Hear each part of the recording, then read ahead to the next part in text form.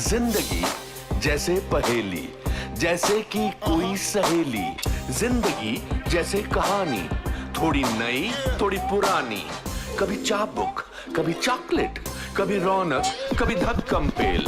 ये भी हो सकता है, वो भी हो सकता है, बट ऑलवेज रिमेंबर, लाइफ में कुछ भी हो सकता है। I cry a lot. कभी कभी अपने माँ बाप याद आ जाते हैं, कभी कभी बहुत खुशी का जब मौका होता है तो रो पड़ता हूँ। लेकिन बाथरूम में अकेला रोता हूँ। अमूमन कोशिश करता हूँ कि बच्चे ना देखें। अकेला जाके आपको लगता है कि अगर आप बच्चों के सामने रोएंगे तो वो आपको कमजोर महसूस करेंगे? आपको नहीं, उनके देखिए। सामने भी रो चुका हूँ। अच्छा। हाँ, ऐसा नहीं, मैं काफ़ी बदअखलाक हूँ इस मामले में। हाँ। उनके सामने भी रो चुका हूँ, बट अच्छा नहीं लगता है। फिर वो बेचारे परेशान हो जाते हैं, और परेशान के अलावा उनका जो आई डोंट नो जो लुक होता है, हाँ। उनका ना ऐसा नहीं होता कि वो दुखी हो गए। अरे ये क्या है, अमर होता है। तो वो मुझे बड़ा ऑड लगता है कि मैं ऐसा रो रहा हूँ। मुझे कभी कभी डर लगता है, आजकल ना इंटरनेट का जमाना है, इंस्टाग्राम पे ना डाल दें फोटो लेकर। थोड़ा सा ऑकवर्ड लगता है हम दोनों के सामने। और फिर मेरे बच्चे जो हैं, उनका भी सेंस ऑफ ह्यूमर बहुत अच्छा है। हाँ। कुछ 8-10 दिन के बाद वो मजाक उड़ाते हैं, papa you are crying like this and all. तो मैं उनके सामने थोड़ा अवॉइड करता हूँ मैं रोना।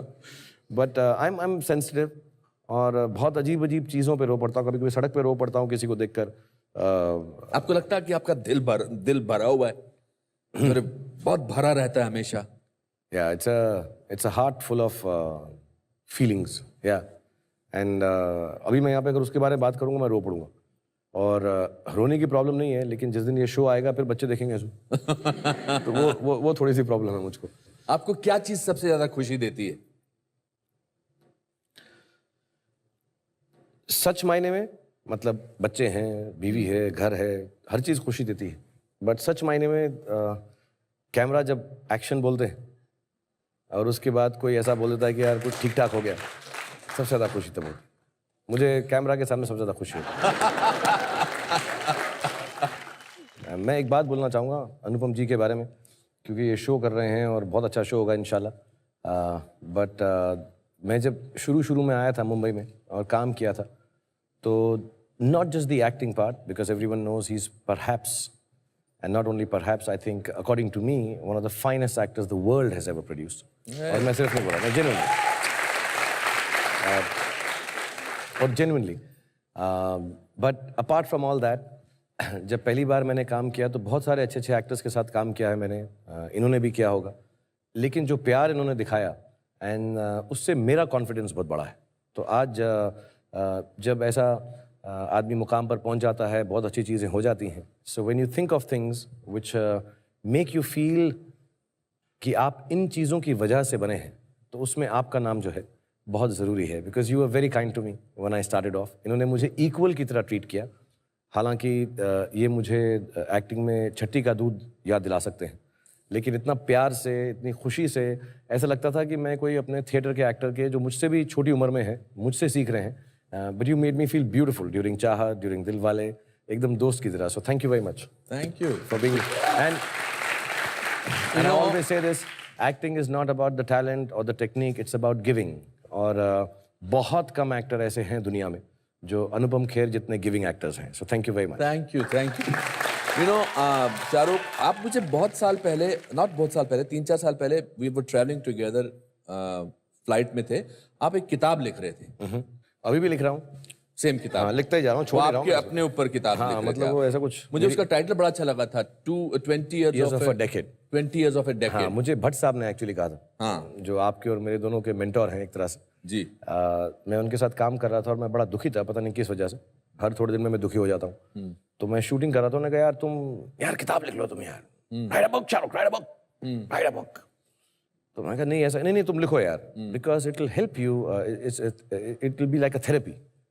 तो मैं लिखने लगा, पहला चैप्टर उनको दिखाया, फिर उन्होंने कहा तुम लिखते रहो और हर चीज़ जो हो ज़िंदगी में लिखते रहो। तो मैंने लिखनी शुरू की। मैंने ऐसा सोचा था कि जब 10 साल हो जाएंगे मेरे, और हुए 10 साल, मुझे ऐसा लगा मैंने इतना काम किया है कि मैंने 10 साल में 20 साल की ज़िंदगी जी ली है। That's why it was called 20 years of a decade। अब 25 साल हो गए हैं तो थोड़ी आउटडेटेड हो गई ये किताब। तो मैं अभी भी लिख रहा हूँ क्योंकि मैं उसको ख़त्म करता हूँ और फिर ज़िंदगी में कुछ ना कुछ एक नया पहलू आता है, कभी खुशी वाला, कभी दुख वाला, लेकिन नया पहलू।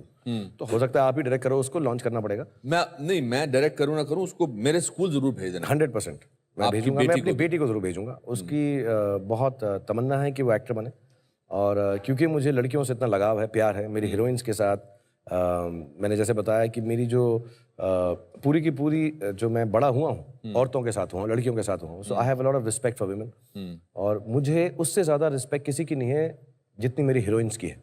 मुझे लगता है बहुत मेहनत से काम करती हैं, मुझे बहुत प्यार करती हैं, बहुत सीखने को मिला है from Sridevi ji to Anushka and all the girls that I work with and I love them all. और मेरी दिली तमन्ना है कि मेरी बेटी उनमें से एक जैसी हीरोइन बने और क्योंकि मुझे उन्होंने बहुत इज्जत दी है, बहुत प्यार दिया मेरी हीरोइन से। मैं जो कुछ भी हूँ आई थिंक 70% उनकी वजह से हूँ एंड आई रियली बिकॉज मैंने इतनी रोमांटिक फिल्म्स की हैं, उन्होंने बहुत सिखाया है।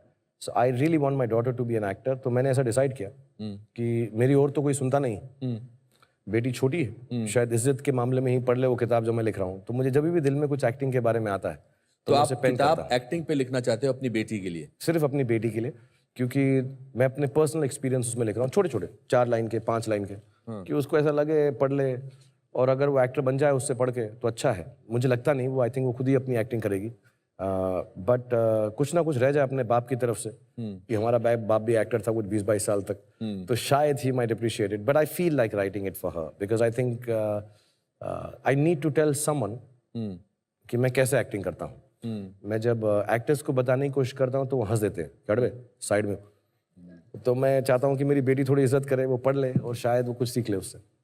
आपने कुछ नाम सोचा है उस किताब के बारे में?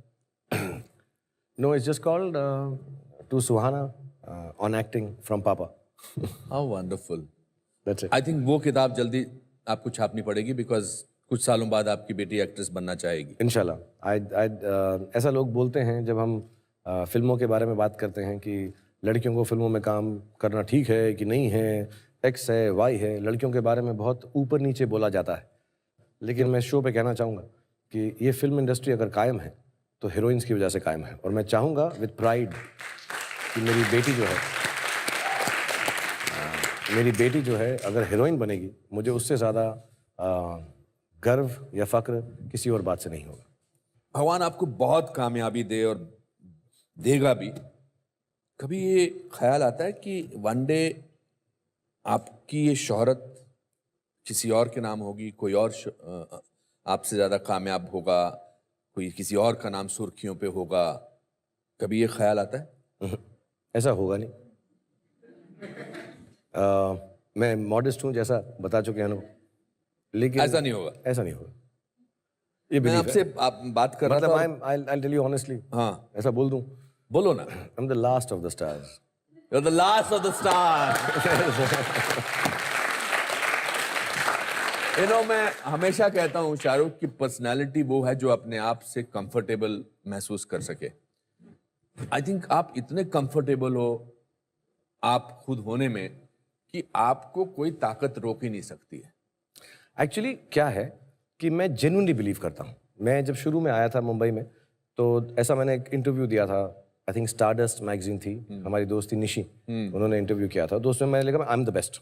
हाँ, तो सब लोग बड़ा एरोगेंट है, बड़ा ही यार ये तो बड़ा ही बड़ बोल है, ऐसा बोलता। मैं कहा नहीं ऐसा नहीं है। मैं जब सुबह उठता हूँ तो अगर मैं सुबह सुबह अपने आप को ऐसा ना समझूं तो मैं वो कर ही नहीं सकता। हालांकि मैं बेस्ट नहीं हूँ। मैं एक कहानी सबको बताता हूँ कि एक छोटा बच्चा था ऐसे दीवार के पास खड़ा हुआ, तो वो ऐसा लिखता है दीवार के ऊपर कि आई एम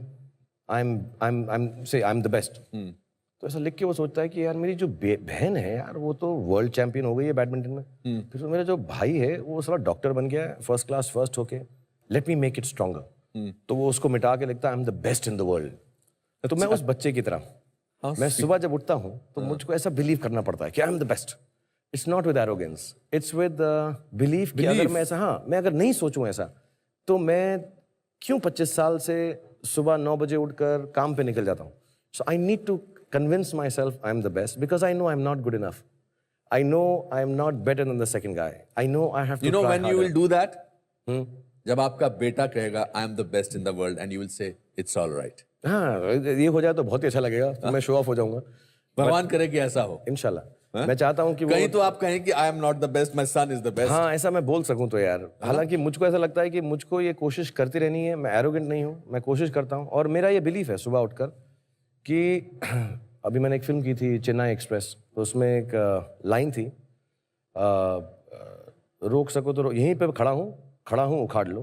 तो मैं यहीं खड़ा हूँ उखाड़ लो। यू नो मेरा क्या डर है? मेमोरी लॉस का। ओहो, करेक्ट। एक बट रवि, तुम्हें ऐसा क्यों लगता है? क्या है कि सलमान, मुझे इसलिए ऐसा लगता है, जो नाम लिया उससे मालूम पड़ता है तुम्हारी मेमोरी तो लॉस नहीं हुई दोस्त। पर मेरा ये डर है कि मेरी मेमोरी जिस दिन चली जाएगी। आपको तो ऐसा कभी डर नहीं ना? मेमोरी का कोई डर नहीं मुझको। अच्छा। एक्चुअली तो चाहता हूँ कि कुछ चली जाए। अच्छा। और मैं ही नहीं, 2-4 लोग और भी चाहते होंगे कि कुछ ऐसी मेमोरी से चली जाए। ऐसा कोई डर नहीं है मुझको, बस। मेरे शो की एक फिलॉसफी है कि वैसे तो इसका नाम अनुपम खेर शो है, मगर कुछ भी हो सकता है जो है इसका एक बहुत इम्पोर्टेंट भाग है, इम्पोर्टेंट पार्ट है, इम्पोर्टेंट अंग है। और आज से अगर 30 साल पहले, 25 साल पहले हमने सोचा, आपने सोचा तो कि हम ऐसे एक बैठकर बात करेंगे, तो नहीं सोचा था, मगर ये हुआ तो कुछ भी हो सकता है। आपकी मेरी मुलाकात हुई, हमने दिलवाले दुल्हनिया देखी, और अब वो 1000वें हफ्ते पे जा रही है। 1000 वीक्स ऑफ अ फिल्म। ये तो पूरे वर्ल्ड के अगले 100 साल में भी इसका रिकॉर्ड नहीं तोड़ सकता। Never be like that, यार। वो हो सकता तो कुछ भी हो सकता है। आप पिछले 25 साल से हिंदुस्तानी फिल्म जगत पर राज कर रहे हैं, अगर ये हो सकता है तो कुछ भी हो सकता है। ये तो 100% है, अगर मैं राज कर सकता हूँ तो कोई भी कर सकता है। इन सब चीजों के बावजूद, इन सब चीजों को ध्यान में रखते हुए, आपकी लाइफ में कोई एक ऐसा लम्हा है जिसको आप कह सकते हैं कि ये हो सकता है तो कुछ भी हो सकता है? एक्चुअली ये सीरीज बंद नहीं होनी चाहिए। I think somebody should interview Anupam also, क्योंकि इनका भी जो बैकग्राउंड है बहुत इंटरेस्टिंग है और बहुत सिंपल और नॉर्मल है, और हम सब का वो है। मैं जहाँ से आया हूँ वहाँ पर हमारे घर में दाल के अंदर एक्स्ट्रा पानी डाला जाता था कि हम 4 घर वाले खाना खा सकें। एंड कहीं पर भी ऐसा इल्म नहीं था, कोई सोच नहीं थी कि मैं देश भर के अंदर इतना नाम कमा सकूंगा। And thank you everyone for allowing me to do that. लेकिन अगर मेरे जैसा इंसान लिमिटेड टैलेंट के साथ, लिमिटेड शक्ल और अकल के साथ इस मुकाम पर पहुंच सकता है कि अनुपम खेर के शो में मुझे आमंत्रित किया जाए, तो कुछ भी हो सकता है। ये सच में।